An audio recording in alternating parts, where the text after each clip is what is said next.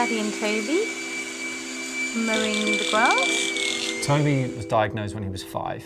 He was in intensive care for about 10 days. We were in hospital probably for about a month.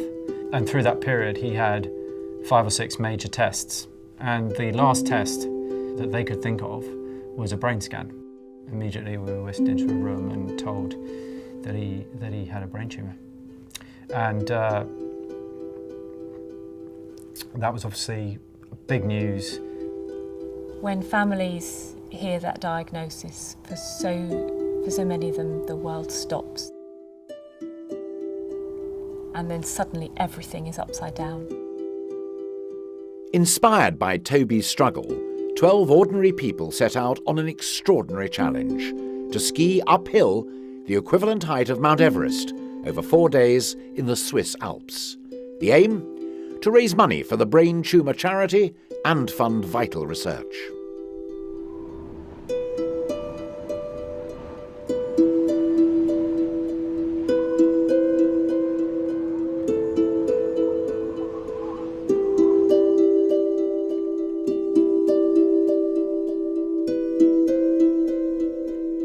Toby developed a brain tumour, sadly, in his brainstem. So that is a part of the brain that joins the whole of the brain to the spinal cord.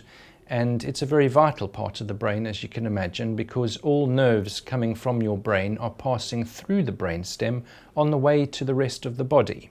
Brain tumours are the biggest cancer killer of our children.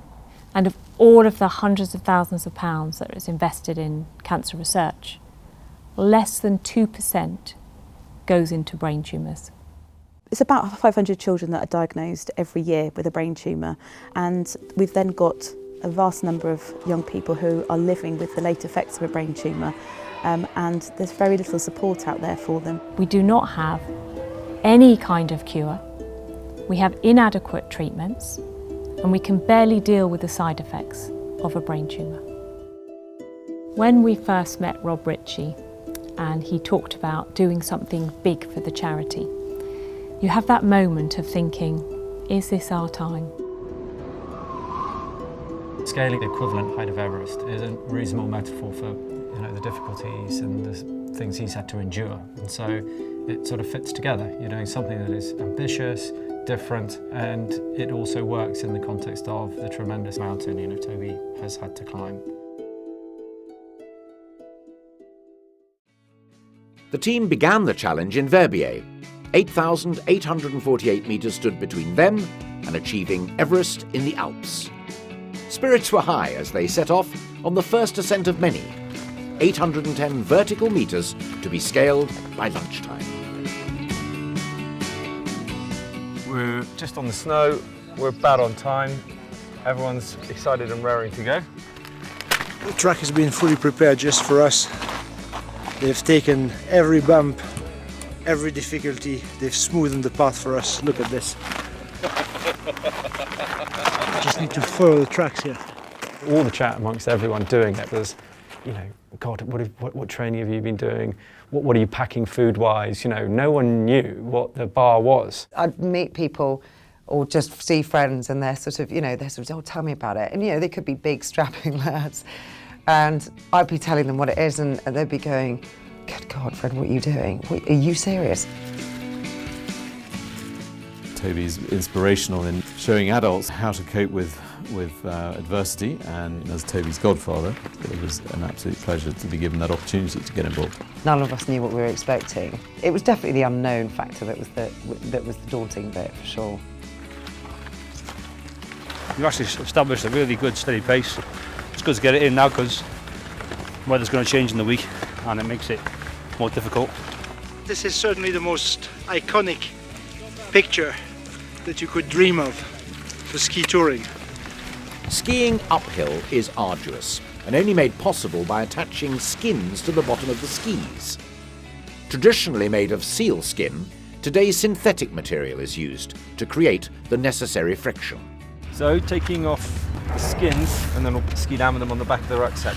We'll be putting them on in 20 minutes time to go back up that mountain. Throughout the whole time it was It was a sense of purpose. You know, the rationale for getting involved and being part of the team and supporting Rob and the Ritchie family, Toby, being inspired by Rob's amazing enthusiasm and energy to get the whole project underway was paramount in giving one constant energy and drive. I think everyone's thoroughly enjoyed it. Everyone's talking really nicely about the day, which kind of makes me feel good about the next few days. You know, these are not athletes, and they've just smashed it. No complaints. It's been a great day, actually. We've been really lucky with the weather. We've had some challenging points, but we're glad to be here. We made it up to the hut within the time. People felt good.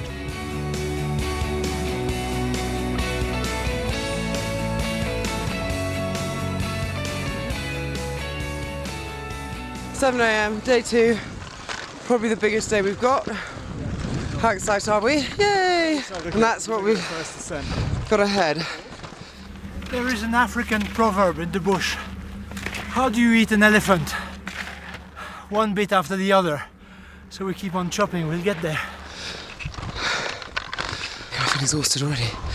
It's really tough.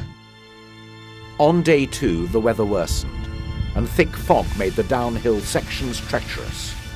At times, the team could barely see 3 metres in front of them. I'm not sure everyone realised we were going to go back up this slope. We just skied in pretty much zero visibility. We'd gone an awful long way, but we hadn't done enough height, and so people were finishing and they were desperately saying, so did we get another 2,000 metres done today? And we were like, actually no, we didn't. And it had been a long day. It's a really real challenge, both physically, which we knew it would be, but also mentally. So it was just tough for people to get through that today. We're getting a lot of tight glutes today around here, so muscle in the middle called piriformis is quite tight, which makes sense because these are the muscle groups that should be working. 10 hours hiking uphill, you know, that's a huge amount of endurance. Yesterday, starting out on fresh legs. Today, not so much. It's going to be so interesting to see what happens tomorrow. It's getting worse and worse by the day.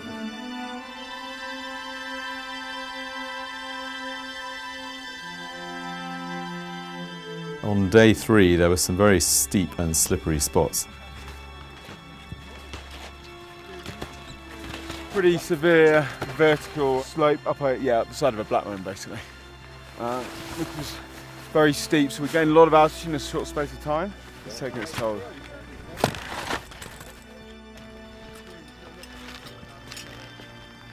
Yeah, there was quite a lot of slipping and sliding going on as you were trying to gain some traction up the steeper sections.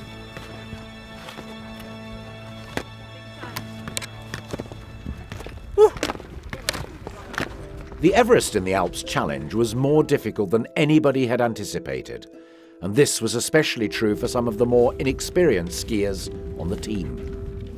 There were certain people that you couldn't sort of keep back from the trip, and Chris was one of those people. He was like, I absolutely have to come. And then I would say to him, well, how much skiing have you really done?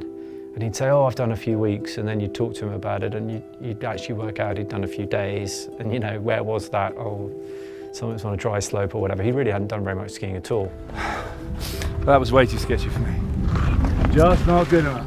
Trouble is, you see, you get to this kind of point in time, and you know, the guys are done.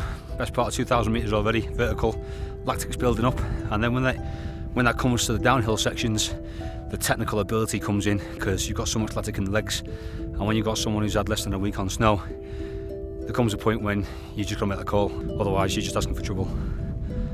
It was mentally horrendous for him. He was in a bad way. It's not about me. It should be about Toby. It should be about Toby.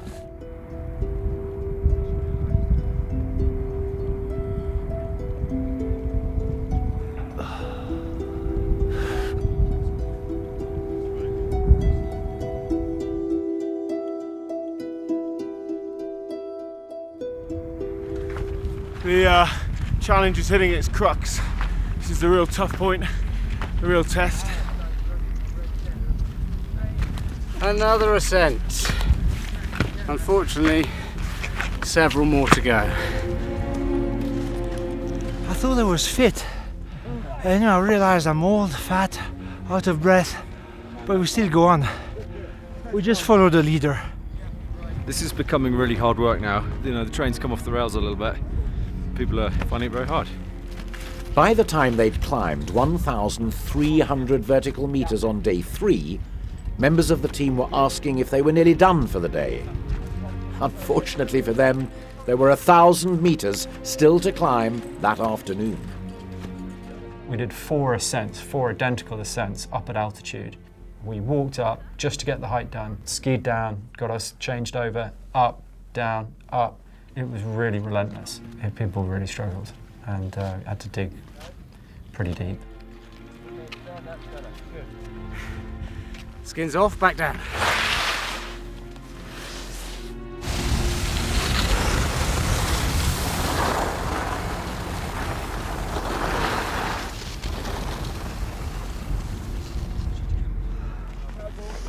Oh,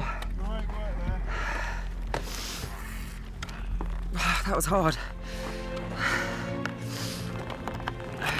It's like hallucinating or something.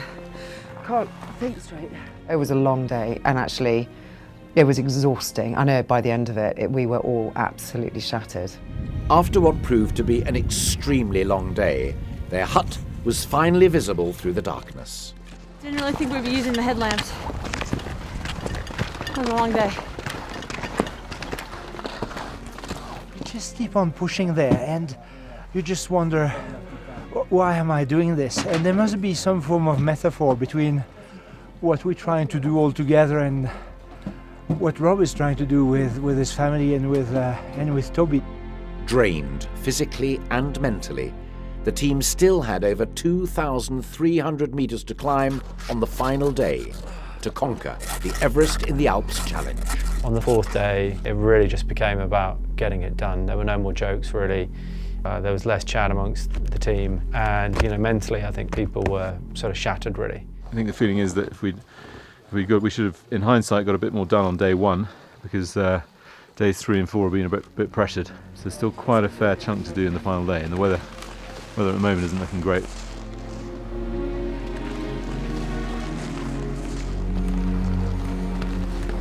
It's uphill for my son Toby. He's got a lot of tough work ahead of him. I suppose this is an appropriate metaphor. Certainly looking back, we all had a lot of tough work ahead of us, more than we realised. It's just nothing compared to what these kids go through, and they just deal with it. It's quite humbling to watch. It was originally going to be, 6 to 8 hours a day, and it's turned out to be 10 to 13. Yeah. We did 13 yesterday, so it's been quite a challenge.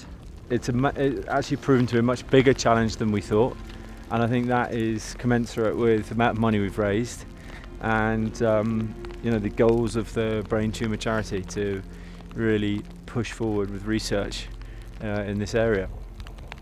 We've climbed just over 1,100 metres, which, to put that into perspective, is 100 metres higher than Snowdon from the sea. And then this afternoon we're going to do it all again. After lunch on the final day, we went all the way down back into Verbier, and knew that we had to climb the height of the mountain, the entire height of the mountain, to get the final 2,000 metres ticked off. Knowing that the final stretch was ahead of us was a relief.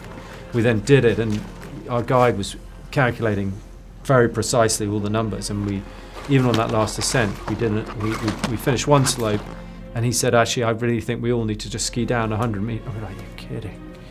Just need you to ski down 100 metres so we can be absolutely sure you've done Everest in the Alps.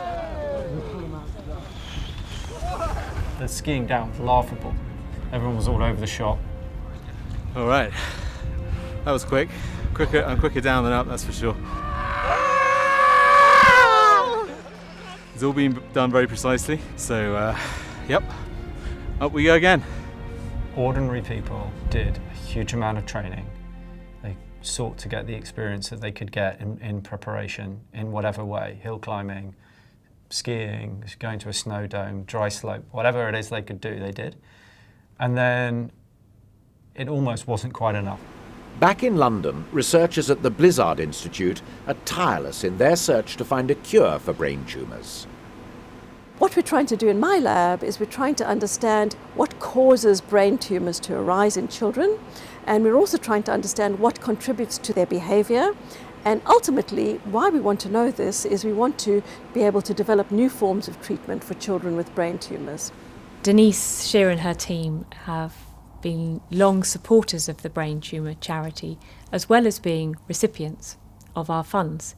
And that's why we work so well with her team, because it's about being united, and that's what really matters. So what we're trying to do is we're trying to look at the genes themselves within the cancer cells.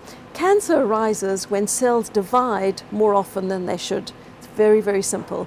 So with cancer, what we know is that changes in the genes themselves within the cancer cells are what make those cells divide more often. And that is what upsets the delicate balance within the body, and this is how a tumour arises. They're working on this vital research day in, day out. There is hope, there are treatments, but it's not come as far as other cancers, and that's where we need to match up. We need to hurry this. We're not taking this slowly, we're not taking this lightly. We need to find a cure, and we will. The game changer here and now is that we have a really good idea of what the genetic changes are in these cells. Now we can do that, we can start to look at the pathways that are affected. Once you've got the pathways, you can start to use information that you get from other cancers and other research that other people are doing elsewhere. So we're now just at the point where we can start to apply all this knowledge about the genetics and the pathways that are affected to develop new forms of treatment. I certainly think putting money into brain tumour research is vital if we are going to be able to improve cure rates. I think there is hope for children with brain tumours that one day we will cure almost all of them. When that final figure came in, it was just overwhelming, and the atmosphere in the office was just incredible. It was electric, because we knew then what we could do and how we could take things forward. So Rob Ritchie, his friends, his family, his colleagues, through Everest in the Alps, have raised over £3 million for the Brain Tumour Charity. And we're now seeking to get that matched. So that will be £6 million that we will invest directly into paediatric brain tumour research. That will be the biggest investment globally ever into paediatric brain tumour research. The height, 8,800 metres, was actually, it was at the edge of people's ability. I think we're here. Are we done, Tom? What's it say? The hard work is ahead of us in a way, and we've got to organise ourselves, organise medical research, get it focused and put in place something that lasts.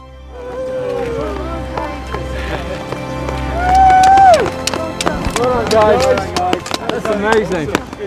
That's amazing. It feels amazing, actually. This really feels like an accomplishment, and for such a great cause. It's fantastic.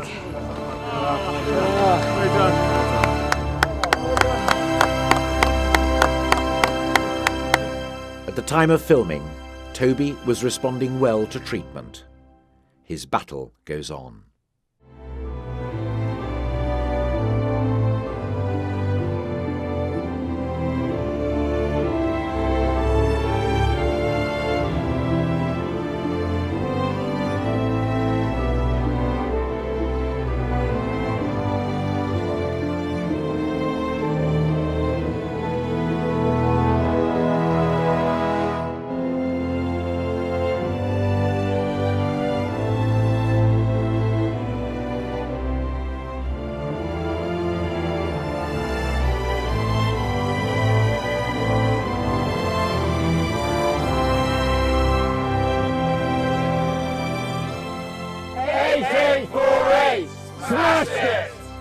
What's your Everest?